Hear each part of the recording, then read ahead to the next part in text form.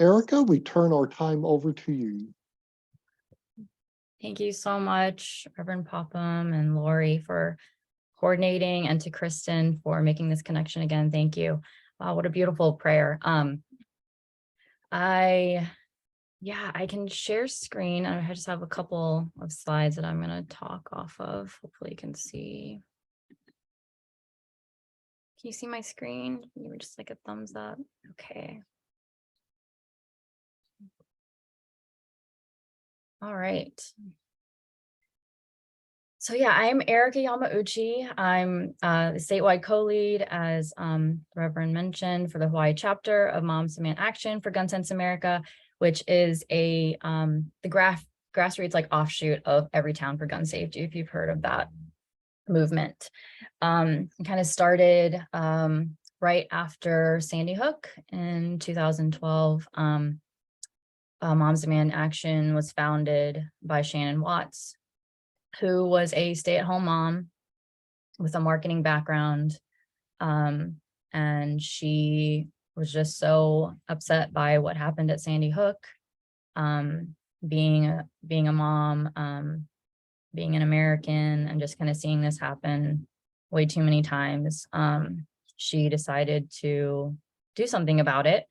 And she thought, well, surely I can, join something like MAD, which was, I think a lot of us know was really popular during the 90s, Mothers Against Drunk Driving. And she couldn't find anything similar to that kind of movement against gun violence. And so she just started a Facebook group the day after Sandy Hook, and it grew to this movement. And I actually was part of that original Facebook group.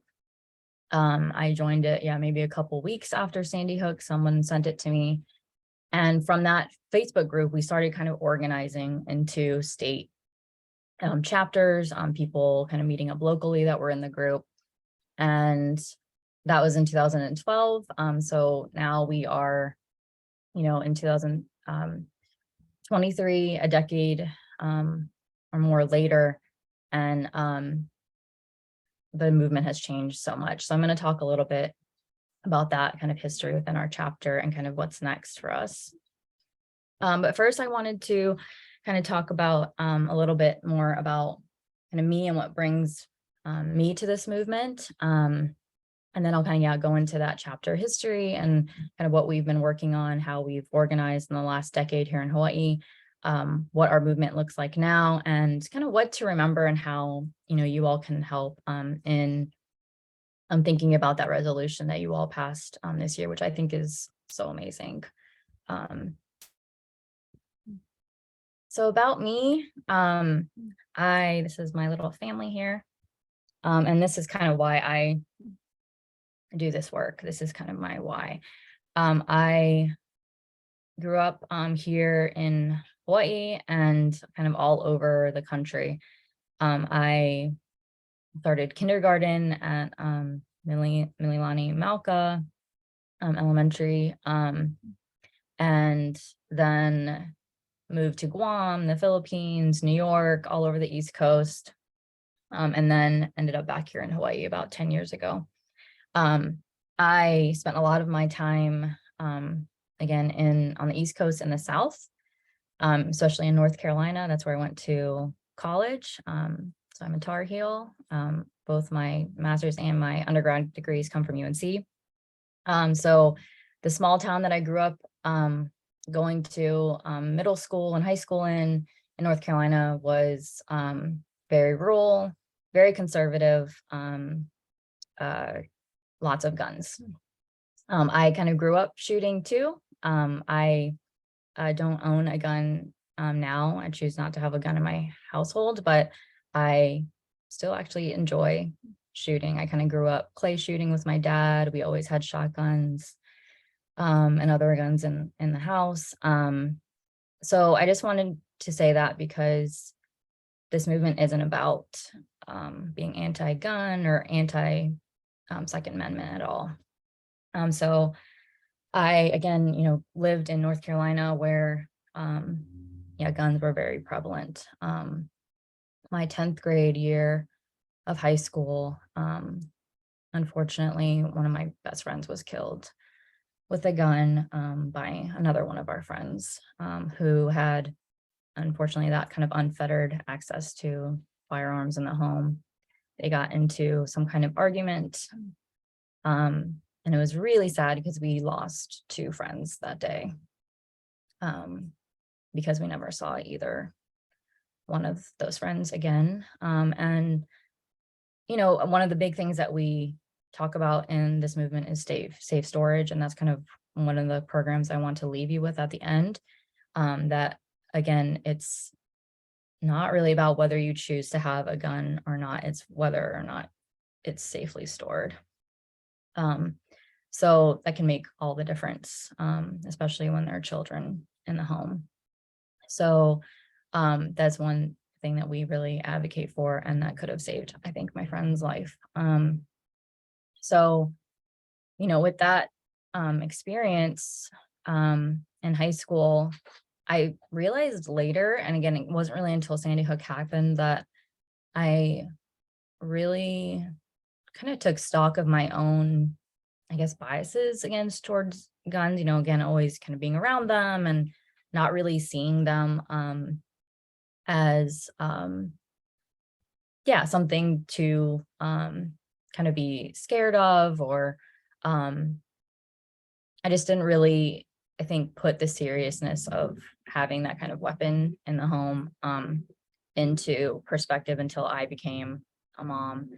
And again, Sandy Hook happened, and I kind of realized like a lot of that violence, you know, that was just one incident, but I can remember multiple incidents like growing up where they're kind of gun related violence, domestic violence incidents, again, not in my own family, but just like friends having those happen in their families. One of my best friends' fathers was killed by a gun also in high school, very shortly after the incident that I just mentioned.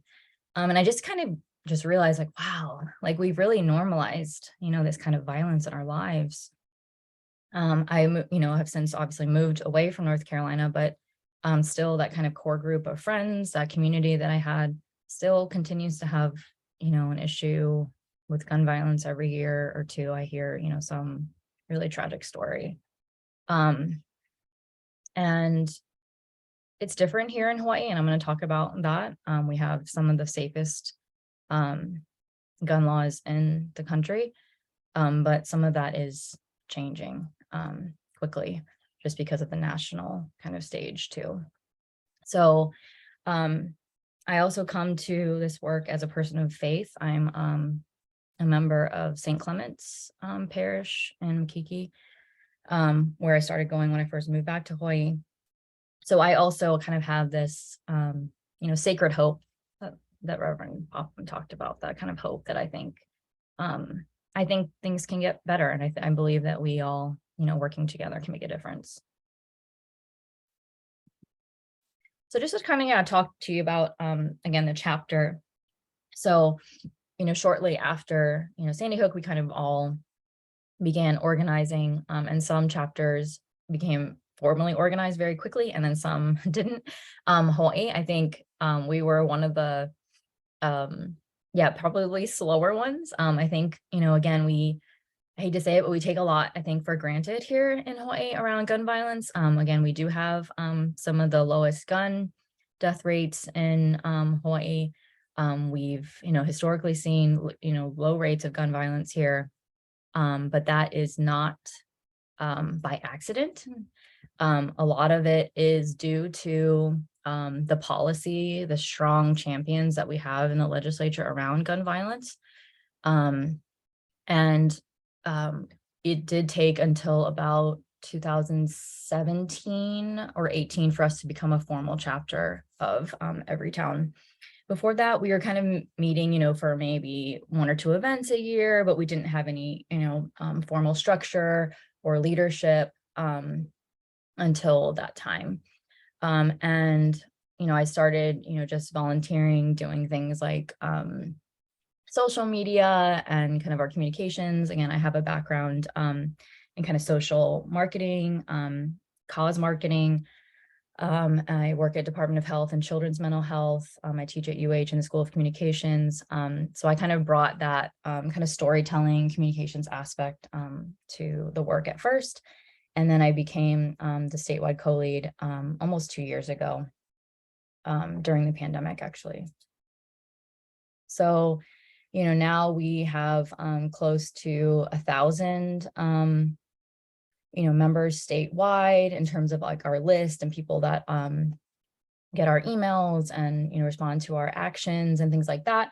And we have a variety of different action teams around legislative pieces, events.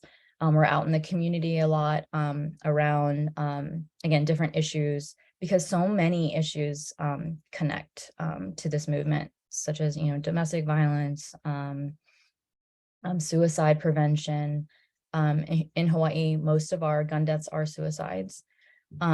So that's, again, something that's really important to us on mental health. So we try to, do all those kind of, community walks and things like that to, outreach to the community and make sure that people know, what's available to us to help prevent some of these deaths.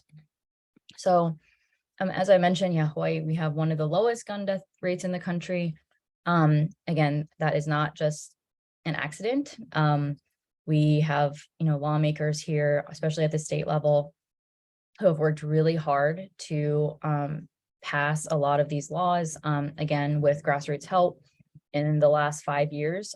These are some of the ones that we've been working on. We were able to, in 2020, enact the extreme risk law. It's also known as red flag law, even though we don't like to talk like with that verbiage too much.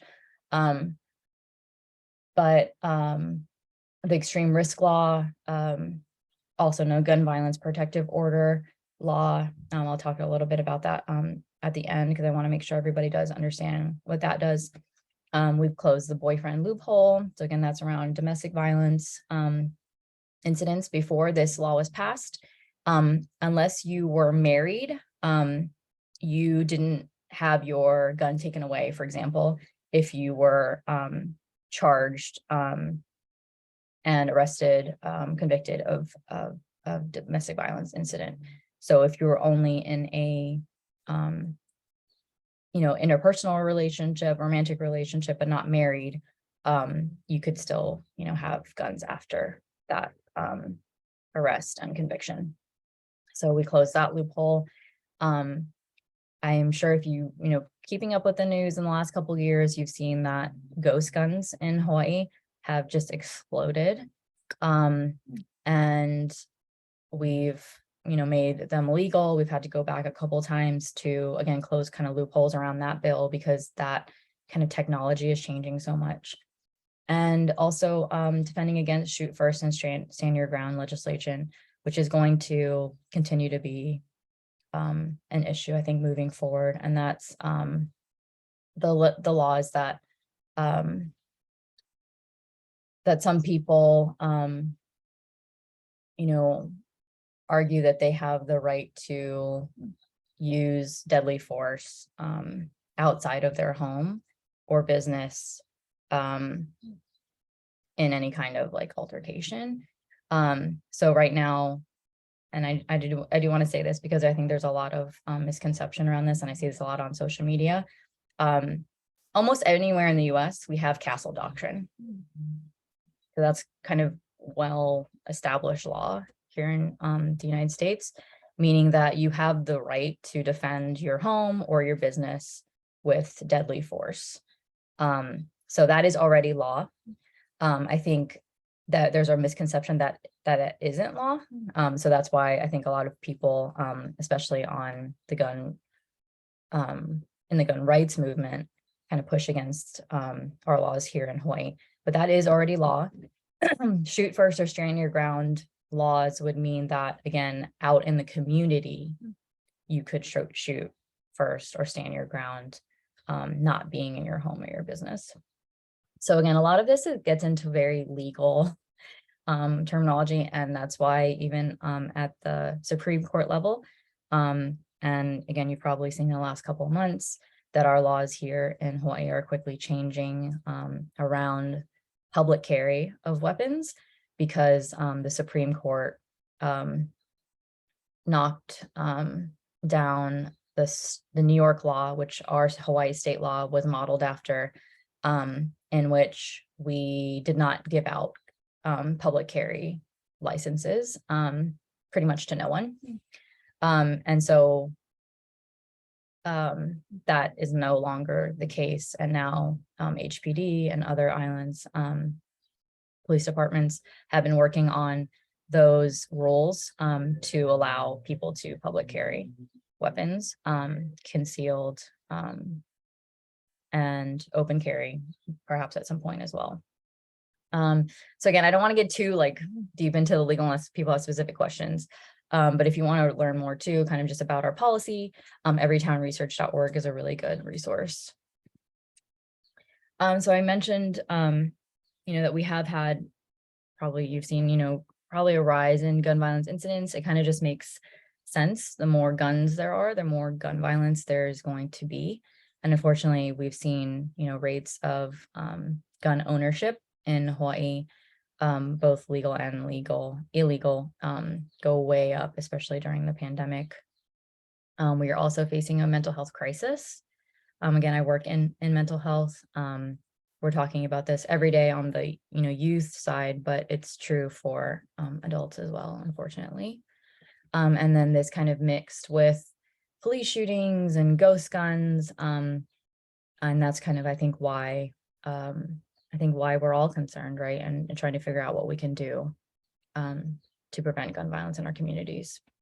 I mentioned that HPD, so Honolulu Police Department, put out rules so that people can, or they amended their rules so people can now public carry in City of County of Honolulu on Oahu.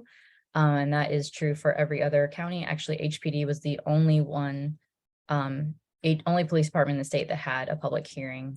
So now again, on Big Island right now, you could actually public carry in schools, for example, in bars and restaurants. So on every island right now, there's a different set of rules. And so that is a real problem.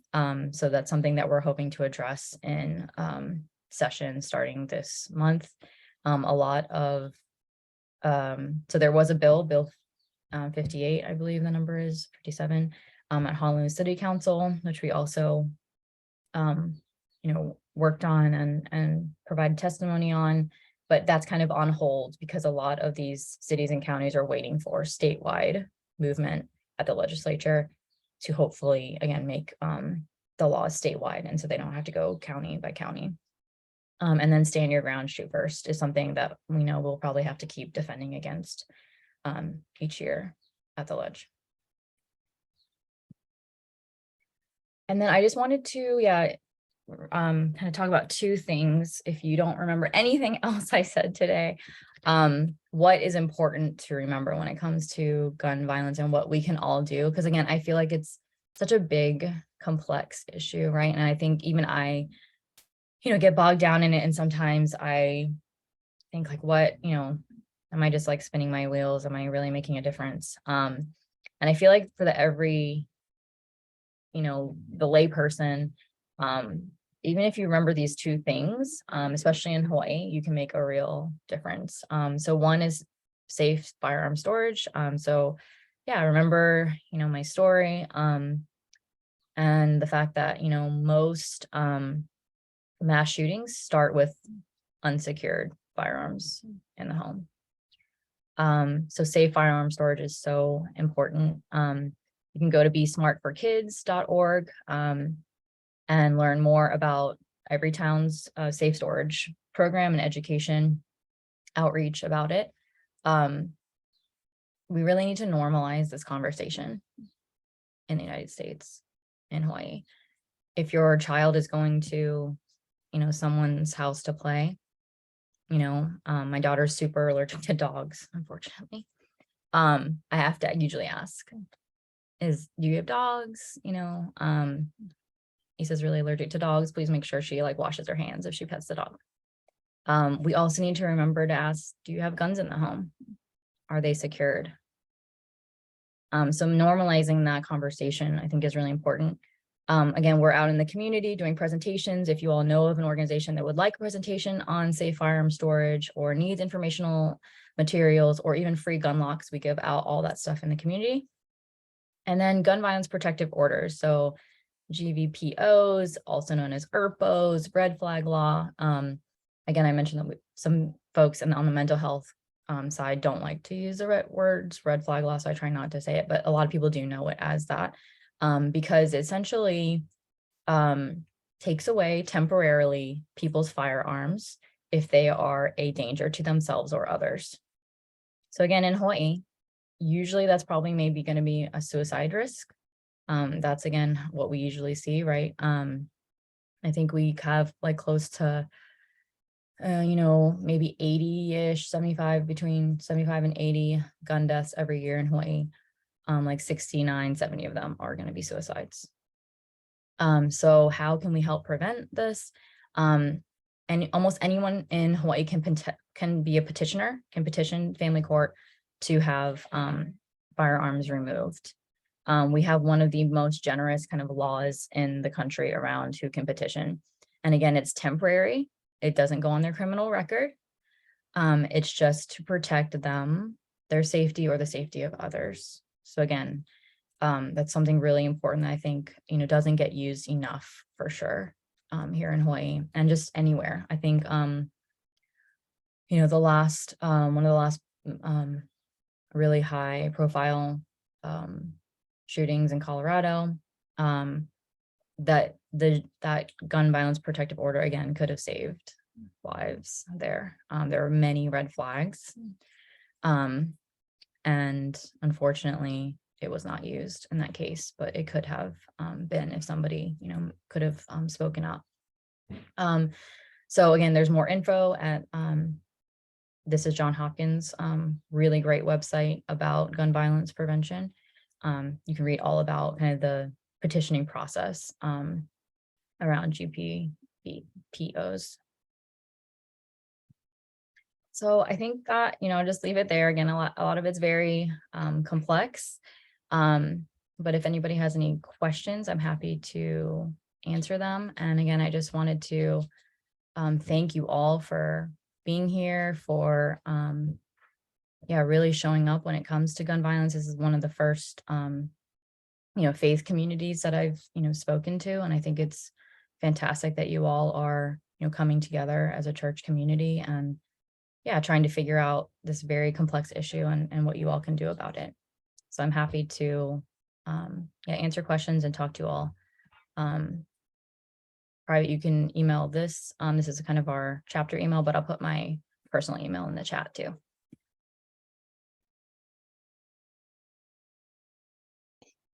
Thank you, Erica. Erica needs to leave us in about 10 to 15 minutes to join with another meeting she's to be a part of. But I thought if you had a question or something that you would like to ask Erica now, it's the time to do it versus sending an email, but you could certainly send the email as well. Any questions for Erica? Well, I have a couple. The first one would be, are there any regulatory training? Like when you have to do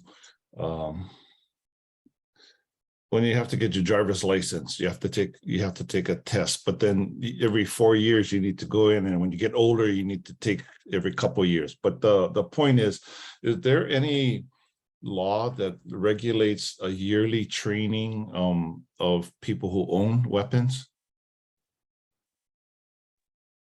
No, I'm not aware of any law. So there is a law for now, again, talking about HPDs, the police department's revised, amended rules around the licensing of public carry. Yes, you do have to complete training to do that, but and you might have to complete, and we do have pretty strong gun laws here in Hawaii. But if there is a training requirement to even own the weapon, there's definitely no renewal. So I know, like for long guns, for example, you only need one license too, and you can have as many long guns as you'd like under that one license.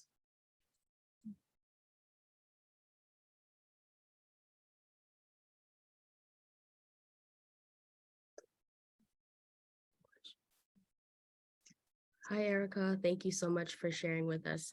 So I have a two-part question. So the first is, are there any bills in this upcoming legislative session that we should be looking out for that Moms Demand Action is watching or supporting? And then the second is, you mentioned that we do have supportive legislators. Do you think, is there still like a really great need for public testimony and stuff in support of these gun laws? Because I'm not totally sure how big the gun rights, like how outspoken they are and everything. Yeah, thank you so much for your question. So it's a very good question. Yes, we would love help following these bills and getting them passed or defending against them, kind of depending. So yes, there are going to be a number of gun violence prevention bills. I don't have bill numbers yet. And our strategy is actually to kind of have multiple bills for various reasons. But yeah, so we have on the Senate side is where we see, most of our championship around gun violence prevention with Senator Chris Lee and then Senator Carl Rhodes. They have been, everything for our movement, honestly. So there's going to be a couple, bills around, again, the sensitive places designations that I mentioned earlier, meaning that, and sorry, I don't think I really explained that well, but like how I talked about on Hawaii Island right now, you can actually bring a weapon to a school, a bar, a restaurant. So we're trying to designate sensitive places. Again, that's like a legal term around the state where you would not be able to bring a weapon, even if you have a concealed carry permit. So that would include schools, that would include the airport, courthouses, things like that, mass gatherings. So we're trying to designate that statewide. So there will be a bill around that. There are other bills too that they are looking at around, again, ghost guns. Those are the kind of the main ones. We're really focused on the sensitive places designation because that really needs to be worked out statewide, so that the public is not confused about weapons where they're allowed in public. And then so the best way to kind of keep up with our action alerts and things is to be connected to our chapter. So if you join Moms Demand Actions, there are email lists, you'll be connected to our chapter if you put in like your zip code. And we are trying to also work in tandem with more community organizations. So I can keep in touch with you all about that, because I know, like, for example, Crossroads Church is really, really active on these issues. And we're trying to figure out kind of more a bill tracker. Actually, I think we already do have our 2023 bill tracker, but we haven't filled it in yet, but I can definitely share that. It's like a public link.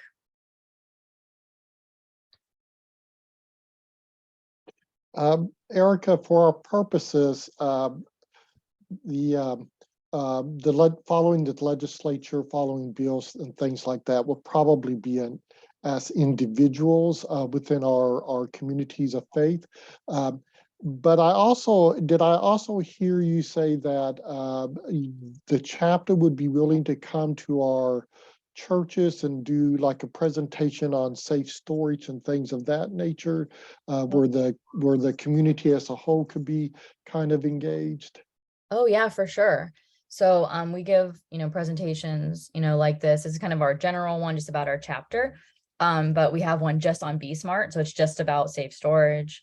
We have one just on the gun violence protective order, for example, we can do them both at, one time, which again, those are the kind of the two main things we're just trying to get out in the community. Because I hope, like, especially safe storage, I feel like that's the thing we all can agree on, right? Is like, if you have firearms, okay, like, let's just have them safely stored, right? And that's really around having kids be safe, and teenagers that might be curious, right? And one thing I wanted to go back to, Kristen mentioned about kind of what we're up against at the ledge, and it is intense. Let me tell you. So unfortunately, on the other side, and again, we actually, have good dialogue with them sometimes, but we're usually pretty outnumbered. I would say like 3 to 1 at least. And it's just because I think in Hawaii, we're kind of just used to our laws being pretty strict around gun safety. And, we just have gotten used to that. And it's hard to get people out to just defend that, right? So, but yeah, so we would love anybody who wants to help advocate with us. I know these open carry laws or concealed carry laws can be problematic for local congregations. I lived in Utah where if the congregation had to declare itself a gun-free zone in order for people not to carry guns into your facility. And I just read either yesterday or this morning where the Supreme Court had struck down a law in New York that prohibited guns from being carried into worship centers. So this does affect us. It does affect our safety personally, as well as the safety of our membership as well. So we do want to be aware that we hear these things and we may think, well, I don't go to bars or something like that, but there's wide-reaching tentacles to these type of laws that it's sometimes hard for us to think through. So thank you, Erica, for the work of Moms Demand Action and helping us be aware of these type of things. It's 10:44. So one more question, Erica, or do you need to go ahead? Oh, I'm fine. Yeah. Well, somebody with another question then? I actually have too many questions for this short thing. I mean, a lot of them has to stem with what is the, I hear it, Moms Against This, but in the scope of things, you have violence that are predominantly what? Woman oriented or male oriented.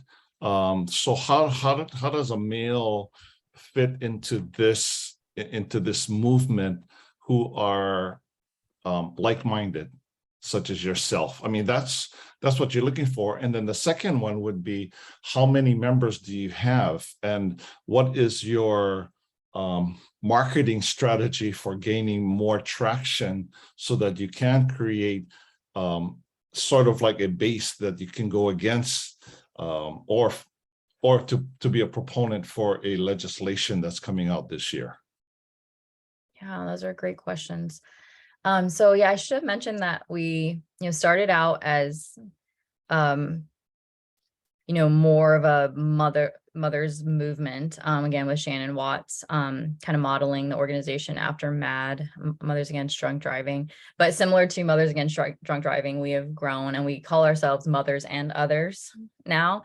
So actually the first chapter lead that we ever had here in Hawaii was a dad on Maui. So we welcome everybody to the movement. Sometimes the name is like kind of problematic, but it's hard to, change now that we have millions and millions of members nationwide. We are the largest, gun safety movement in the world. So I do agree, sometimes it's kind of a marketing issue. But we do have about 1,000 members in terms of like our email lists that are getting our action alerts statewide. And then we have local groups here on Oahu, on Kauai, on the Big Island, and I hope again on Maui soon. So we're all doing kind of things locally in our communities, and then we work together statewide as well, again, on things like policy and bigger events. So, my kind of marketing strategy is really just doing things like this, talking to people more in an intimate setting, getting out into the community again, especially post-COVID, trying to partner with like-minded organizations. I think that's how I met Kristen too, I believe, is, just kind of there's again, so many issues that this touches, everything from people that care about police violence, people that care about,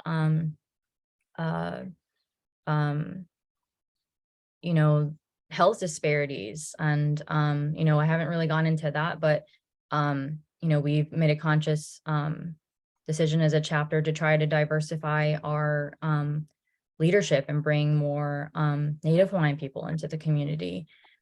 Because a lot of the survivors in Hawaii are, Native Hawaiian. We can bring more suicide survivors and prevention folks into the fold. Because again, all of these kind of issues, unfortunately, are kind of like so complexly related that we all have to work on them, not separately, but kind of, intersectionally. So again, in my time with the chapter these past couple of years, that's kind of what I've tried to focus on, is just, getting people not to just see it as like mass shootings, because that's it's something that brings people into the movement. Unfortunately, after every mass shooting, like Uvalde, for example, last year, we saw a huge increase, right, in people joining the chapter. But that's really not the everyday gun violence that we are seeing, right? It's suicide here in Hawaii. It's these ghost guns and illegal guns, and again, it's just so complex, and it really depends on the community and the state to get involved and really address our own kind of community issues and what we're seeing. So again, it's a really great question. Thank you, Erica. And thank you, Kenneth. You're correct. We got so many questions and we don't have the time to do that. Erica's email is in the chat if you want to follow up with her. It's aloha@ericayamauchi.com. Go to the email to get it spelled correctly. Don't rely upon my pronunciation of anything here. And Erica will be very happy to be in contact with you, with your congregation, if you're looking to host one of those presentations as well. That's it for our time this morning. You can always come back this afternoon to hear the presentation, and maybe some other questions will have popped up in your mind by that time as well. But thank you all for joining us this morning. It's good to see you. Blessings on your month and on your new year. Thank you all.